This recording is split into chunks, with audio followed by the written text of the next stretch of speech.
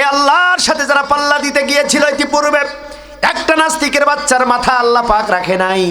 এ আল্লাহর সাথে যারা পাল্লা দিতে গিয়েছে ইতিপূর্বে, একটা নাস্তিক একটা কাফেরকেও আল্লাহ রাব্বুল আলামিন ছাড়ে নাই। নমরুদকেও ছাড়ে নাই, ফেরাউনকে ছাড়ে নাই, আবু জেহেলকেও ছাড়ে নাই, হাসিনাকেও ছাড়ে নাই।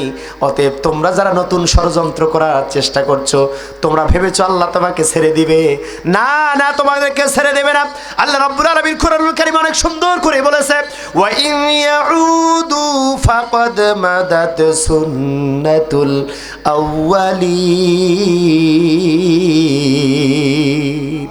ও দুনিয়ার মানুষেরা রে, নমরুদ বাঁচতে পারে নাই, ফেরাউন বাঁচতে পারে নাই, আবু জেহেল রক্ষা পায় নাই, শেখ হাসিনা বাঁচে নাই। তোমরাও যারা নতুন ষড়যন্ত্র করছ, মুসলমানদেরকে গালিগালাজ দিচ্ছ, আর কোরআনের আইনের বিরোধিতা করছো, আলেম ওলামাকে যারা সন্তান বলেছো, ধর্ম ব্যবসায়ী যারা তোমরা বলেছো, তোমরা কি ভেবেছো তোমরা পার পাবা?